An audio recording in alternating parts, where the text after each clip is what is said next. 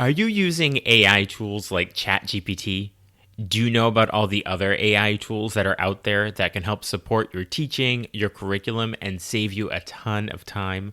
Well, today, Noemí Rodríguez, a Spanish teacher in New Jersey, has thrown herself into the AI world, and she is here to share lots of resources and tell us about all the incredibly helpful ways that we can leverage AI tools as language teachers. Okay, I can't wait any longer, so let's jump in. Are you a language teacher looking for some reassurance that what you're doing in the classroom is on the right track? Or maybe you're looking for some ways to teach even more effectively. If you're one or the other or somewhere in between, you've landed in the right place. This is the World Language Classroom Podcast with your host, me, Joshua Cabral. You're about to get tips, tools, and resources so that your students continue to rise in proficiency and communicate with confidence. Let's jump in. Vamos, allons-y. Hello, my friends. Bonjour, mes amis. Hola, mis amigos. Welcome to the World Language Classroom Podcast. I am Joshua Cabral, and you know, if you've listened to 100 plus episodes, that I always start by saying, thank you so much for listening, because you're a teacher who's not at school right now, you're in your car, you're somewhere else, you're doing something, taking a walk, and you're listening to a podcast about language teaching. I mean, that is going the extra mile or 2 miles. Just you're an incredible educator for just simply doing that, amongst many other things. So thank you so much for being here. So today we are going to talk about a topic that so many people have been asking for. And we're going to be talking about AI. We're going to be talking about artificial intelligence. And I touched upon this in an episode last year. And somebody said, when are you going to do a full episode? And I said, when I come across somebody who's really well versed on it. And a couple of weeks back, I was on Twitter, aka X. Can't believe we're calling it that now. But anyway. And so Noemí, who's with me today, Noemí Rodríguez, she put out on Twitter, hey, those of you with podcasts, who wants to talk about AI tools? I know some stuff about AI tools. And I said, I found my person. So I reached out and I got Noemí Rodríguez to be here on the podcast with us today. So Noemí is a Spanish teacher and also a world language director and ESL director in her school. And she is in New Jersey, and she has kind of gotten herself into the tech world a bit and doing some consulting on her own and working with language departments. So I'm just excited to talk about AI tools with her so much. And I'm so happy to have you here, Noemí. Welcome. Thank you so much. Thank you so much, Josh, for having me today. I'm really excited to be here. I can tell I'm excited about this because I'm like up 4 octaves, so I need to bring it down a little bit. So I'm not doing that so much. Let's start right in because I want to kind of get some of the background about AI, but I want to spend most of our time with the tools because that's what people really want. But before we get to the tools, can you just make the case for AI? What is it and why should we be embracing them? Absolutely. So as language teachers, I like to think of AI as your personal assistant. If you're looking for an easy way to get something that may take you hours to do, there, I'm sure, is an AI tool to help you. So I would advocate that if you are lesson planning or you're responding to an email or you just need help thinking about some creative ways to deliver a particular lesson, there's an AI tool that's out there that can assist you. So it's like your new best friend, but it it talks to you, it will learn you, it will adapt. It's very fascinating. And so as teachers are considering this, and really, it can seem overwhelming. It seems every day when I go on social media or I see in my Facebook feed, there's a new tool. And a lot of it can feel overwhelming because of that. So how can we kind of approach this without all of the overwhelm? Like a good place to start. Yeah, so I think it's really important too to consider what it is that you're looking for first. There's some search engines that have developed to find the best AI tool based on what it is that you want to do. So there's an AI for that, and also Futurepedia work really nicely that if, let's say, you're looking to create a presentation for back to school night, and you want AI to help you do that, you can type that into your search criteria and it'll give you a whole bunch of different tools. Some are free, some are known as freemiums, where you get X amount before you get charged. But since ChatGPT's launched several months ago, there's over 500 AI tools. So really honing in specifically on what it is that you're looking to do is helpful. And then potentially joining some of these Facebook groups that are run by other language educators and teachers to get ideas and to just kind of see what people are talking about, see what people are sharing. And I always find it really helpful to do a little bit of research first and then see maybe what I want to try, and always trying maybe one thing first before, just launching in and clicking all the buttons. I always appreciate the approach of one thing at a time, maybe one tool at a time, just so you don't get overwhelmed, because it can be very overwhelming.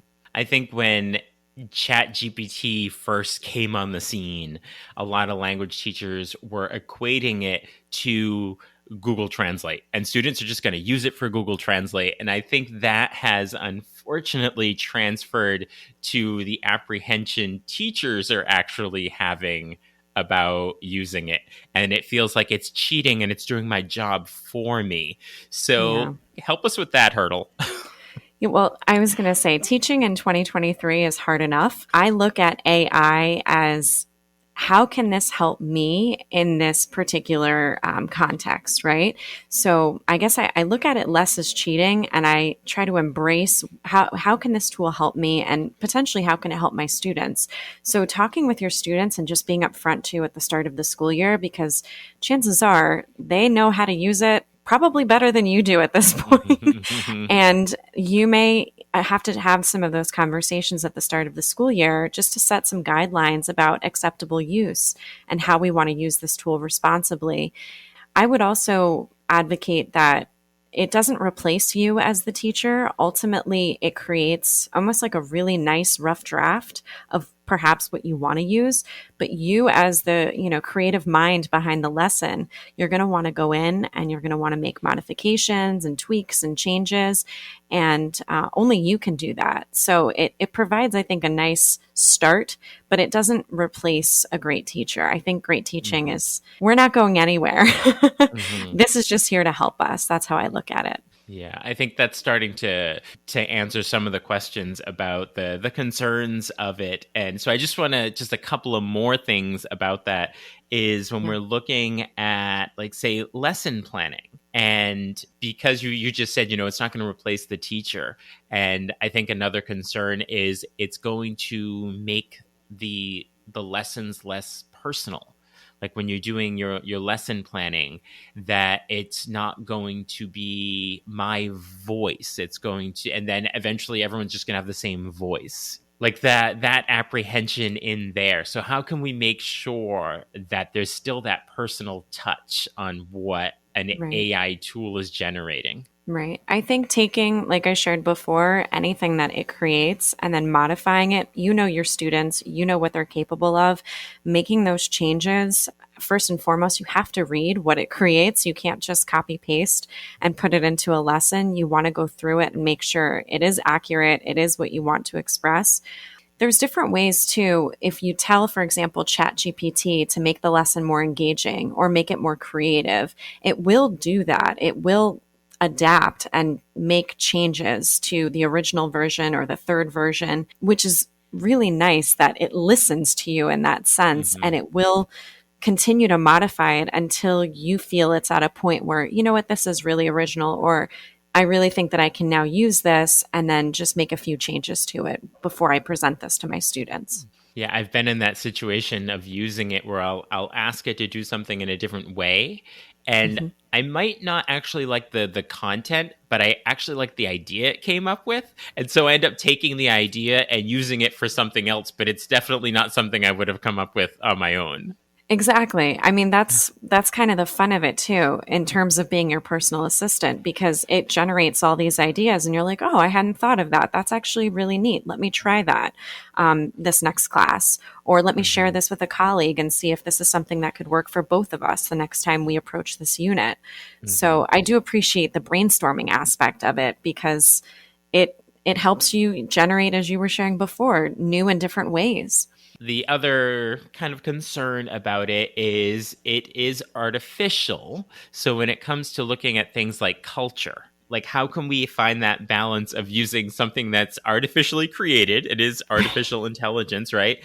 But we want it to continue to be meaningful interaction with our students, and also making sure that the culture is authentic.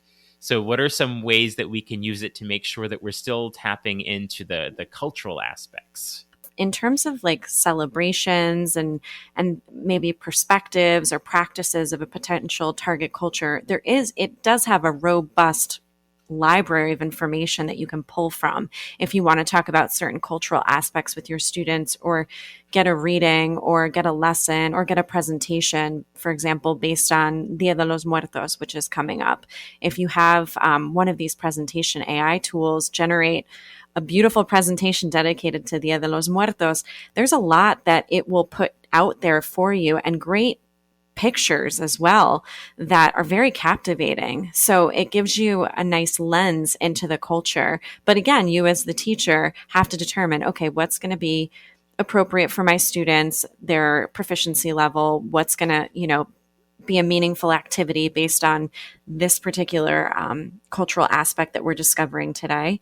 So it really depends, again, on the teacher, on the class, and every class and every teacher is unique. There's definitely no cookie cutter way of language teaching. So now that we have all the case for and the reasons and the overwhelm out of the way, now what everyone came to the party for, some examples of how we can actually use it in our classroom. Because this is the type of stuff where sometimes I'll find something and I'll tell a colleague, and within 10 minutes they do it. It's like, oh my gosh. So I know that teachers are going to hear this and they're going to be doing it tonight or tomorrow. So what are some ideas that you can share with us about using these AI tools in our classroom?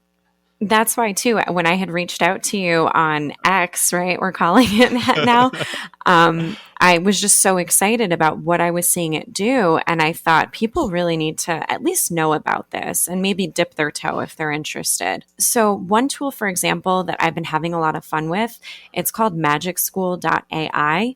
So Magic School, as a time-saving tool, does a lot of different things, and they keep listening to teachers, which is really nice. So they keep the platform is open, it's free. Anybody can log in, create an account, and then once you're in there, there's a whole suite of options for you as an educator. If you want the email responder tool, you can go ahead and type in just basic information about what it is that you need to say. Maybe it's to a parent, maybe it's to a colleague, and you don't know how to phrase it. You can put that information into Magic School, and it will generate a response for you. Now, of course, like we said before, you want to take that as like the first draft.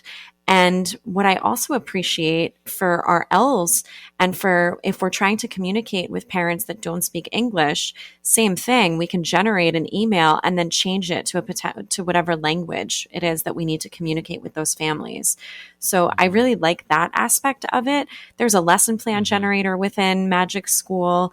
There's an IEP generator as well within Magic School, behavioral accommodations. There's just a lot of like neat time-saving tools within this suite. So I appreciate that Magic School just keeps evolving. They actually recently came out with an AI-resistant tool, so you can run students' work through it to make sure that AI wasn't used to create whatever it is that they submitted. So that's something too. They're really listening to teachers and trying to make it as comprehensive of a platform as possible. And I just want to also preface, I don't work for any of these companies. I don't represent any particular company. I'm just speaking from my own experiences of playing around and seeing really what I like with my world language teacher hat on. And everything that you mentioned, I'm going to make sure for listeners, the links will be in the show notes. So if you're driving right now, don't worry about it. I will make sure it's all in the show notes for you. Another tool that I really like, it's called diffit.me. It's also in beta right now. And what it is for, especially for English teachers or anyone who's looking for reading content or wants to potentially modify reading content that you already have, it will take any topic and generate a reading passage for you at a particular grade level. I did recommend to the company maybe they'll consider doing Lexile levels and thinking about reading passages at different Lexile levels. But it'll provide a reading passage for you, and then automatically, because it knows you're a teacher and it knows that you have to create activities around that reading passage, it will generate multiple choice questions, short answer questions, open-ended prompts. There's a lot that comes just from that one reading passage. And what's really neat is you hit a little export button and it goes right into a Google Doc. Oh, So wow. immediately you have it in Google Doc, and then you can share it with your colleagues. Mhm. So sometimes when I was playing around with ChatGPT, copy paste, copy paste, copy paste. That's what I appreciated about Diffit. It already put it in a user-friendly environment for me as a teacher, where now I can either share it with my colleagues or with my students right from Google Docs, which is really nice. So are you able to do this in multiple languages on that website as well? Yes. So Magic School does multiple languages. Diffit.me does multiple languages. So you just have to choose which language it is that you want the resource to be created in. It also allows you to put in a URL. So let's say you have this great article that you've been using for years, or maybe it's a recent article that you just came across that you want to put into diffit.me. It'll then take the article and generate the activities, and it can also modify the reading level. So when we talk about differentiation for our students, that is a really nice way where maybe you have 3 different reading levels in, let's say, a Spanish 4. So you have some maybe novice high students, intermediate low, intermediate mid. There's just a mix. So you can take the reading passage and maybe create a scaffold and have version A, version B, version C. And then in small groups, you can have the students read the same passage, but at different reading levels. And it's based on this original article that you've used before. And the last way that diffit.me is really neat is you can take a PDF file. So let's say you have a scanned copy of something, or let's say you have something in your wheelhouse of readings. You can take that PDF and same concept. It will read it and it will generate activities based on that reading, which I really like. I like the idea with the URL that you can take authentic resources from a website and put it in. And I know that there are a lot of proponents of that you alter the task and not the text to keep it authentic. Right. But I think with authentic resources, if you're looking at novice to intermediate low students, a lot of authentic resources are just linguistically very advanced. And this is one way of taking the content and keeping the content authentic, but maybe bringing the text type down to their level. I say it's just say down to their level, but meet them at level there. Because whereas you were saying the ChatGPT, I think they're sort of 2 years behind, right, in terms of what's been published on the internet. I don't know what the date is, but this is a way of taking something that's current. It could have been from this morning. Exactly. There's one more tool too that I just want to make mention of. It's called, I just stumbled upon it because again, I'm looking for free tools for now and things that will make our lives easier. From the student perspective, there's a tool called Learn with Carlos. You can chat directly with Carlos and he will respond in whatever language you're practicing. So I thought for just a simulated interpersonal conversation task, or just give students more practice with conversational skills, I thought that was a neat way to be able to do that on the fly with any language. So I appreciate that tool as well as interpersonal skills and building that with our students. And if they know, if Learn with Carlos, I'm going to call him Carlos, I'm assuming somebody's named Carlos over there, that if they know teachers are using it, then there will be some discretion used, because I know teachers will always say, oh, but then they're going to get into this conversation and how do we control for the content? And I think the more teachers that are using this, the more the content will be controlled. Exactly. Yes, I totally agree. Have you learned some effective ways, I guess I'll say, of writing prompts to get what you want rather than just like write a quiz about verbs? You know, like how can we use it to get what we want? You have to be very specific. That is my advice. advice to all that are listening right now. You have to be very specific, and you have to tell ChatGPT to act as a Spanish teacher. You are a 7th grade French teacher. Be a 6th grade language arts teacher. You have to be very specific. So ChatGPT has to know who it is that they're designing whatever it is that you're looking for. And then you want to define the task. You want to be very clear. You want to be specific. You want to use some action words and whatever the goal is. You also want to include who your audience is. So if you are a 9th grade Spanish teacher in a high school setting, you want to provide that information to ChatGPT, and also provide the language level. So I was creating some prompts and I was saying, my students are novice mid, my students are novice high. So I was being very specific. You can also provide an example of what you're looking for. And then as ChatGPT creates what it is that you're looking for, the original version, you can tell it, make it more engaging, make it more creative, delete this, change this, and ChatGPT will listen to that feedback and refine and modify that version to hopefully get it to a place where you think it's ready for your eyes and your quick modifications, and then eventually to use with the students. I was at the AATF conference in Quebec last month, and there was a lot of talk of using ChatGPT. And what I was hearing from people is that it's not perfect yet with understanding the actful levels, like the difference between a novice mid and a novice high, sometimes a little more complicated. But what I was hearing from teachers is that they're having better results by using the European language frameworks rather than the actful proficiency. So teachers listening that for some reason, I don't know if it's European based, and that's why it's doing that. The A1, A2, B1, B2, right? C1, C2. I think those are the 6 that correlate to what we have here through ACTFL.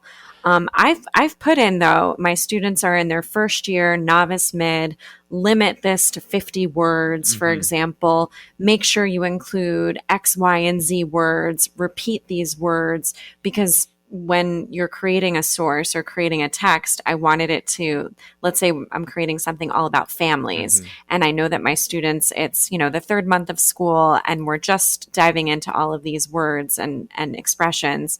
And I try to be as specific as possible so ChatGPT doesn't go off into no man's land with what it creates, but it creates something very specific. But I appreciate the European rating scale and that suggestion. So I'm definitely going to try that. And I think the more teachers that are using it and using those prompts, and like if you put in novice mid and you think, no, this needs to be simplified more, that the more teachers that do that, the more it's going to recognize that novice mid is simpler than what it's producing. So we just need to keep using it and all of that. And on the desktop of my computer, I have way too many of those little sticky notes, not physical ones, but the virtual sticky notes. Right. And I have all kinds of ChatGPT prompts on there for what I'm going to do that I just cut and paste in as I'm using them. And like, for example, act as Joshua Cabral, the host of the World Language Classroom podcast. And I say what the podcast is and what is it about. And then I say, can I have 5 questions for Noemí Rodríguez Grimshaw about using AI tools in the classroom? And guess where I got the 5 questions I'm asking you today? Gosh. I haven't actually done it for other episodes, but for this one, I was like, I'm going to use ChatGPT to come up with the questions for this episode. Yeah, I love that you did that. Why not? It at least it started our conversation and it helped guide our conversation. Yes, that's awesome. Absolutely. So in terms of recommendations for teachers, you gave some great resources here. Where are you continuing to develop your understanding about in education? Is it conferences? Is it books? Is it websites? Any recommendations for teachers? So I jump onto webinars when I see them come up. I get really excited when folks are sharing on an international level. I attended a conference that was, I guess, hosted out of Guatemala, and I got to learn from a bunch of different people, which is really exciting. And I know IALTT has done some different webinars with AI as a focus as well. So I feel like almost like a sponge right now. I'm just doing a lot of research, a lot of absorption, testing things out, trying things out, with the hope of course, turnkeying it and making sure that people feel empowered to use these tools and it's not scary for them. So I would recommend, jump on a webinar, see if one of these Facebook groups, if you have a question or if you have a comment, of course, put it in there, see who replies to you.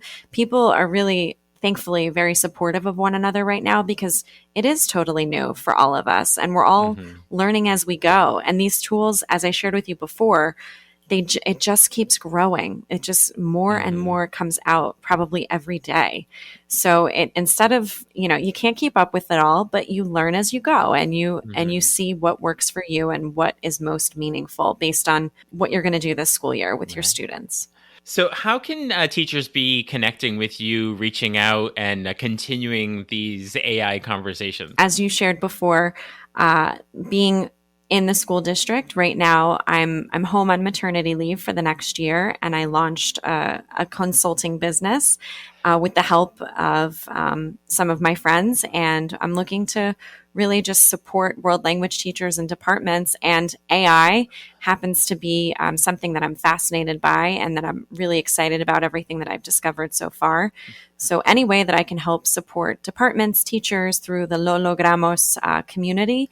But I have some social media presence. I'm trying to put together a fall institute all about AI for world language teachers. So stay tuned. I'm excited about what's to come, but and your X and or AKA Twitter handle for Lo Logramos is team_Lo Logramos. Is that it? Correct. Yep. Okay. It's so on X, on Instagram, I started a YouTube channel as well with some of these mini videos to help teachers. So team_Lo Logramos. There's a Facebook community as well that I started with just the understanding that we're all here to help one another. And if we can collaborate and share in another space, why not? And we'll make sure that links to all of your social media to get in contact are in the show notes as well.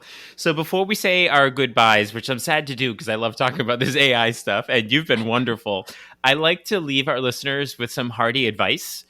So what is some advice that you could leave with us about engaging with AI tools? I think to just take a deep breath, take it slow, and try something new and see if it works for you. And if it helps you, then great, then awesome, right? I love anything that will save me time. And in this day and age, everybody is so busy and there's always so much going on.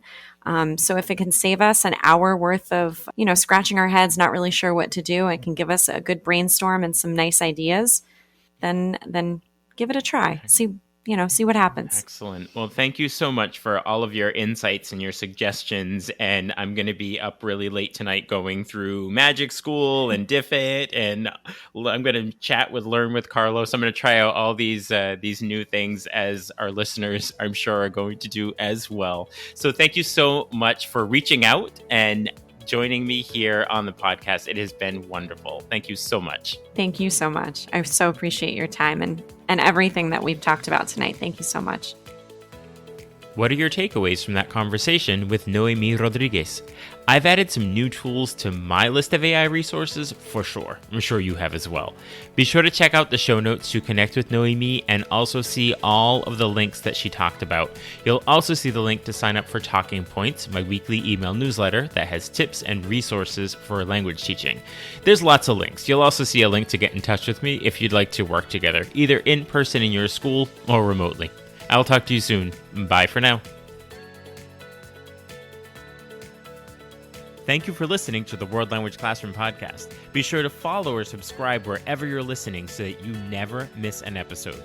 Let's keep the conversation going on social media. Connect with me on X, aka Twitter, Facebook, and Instagram at WL Classroom.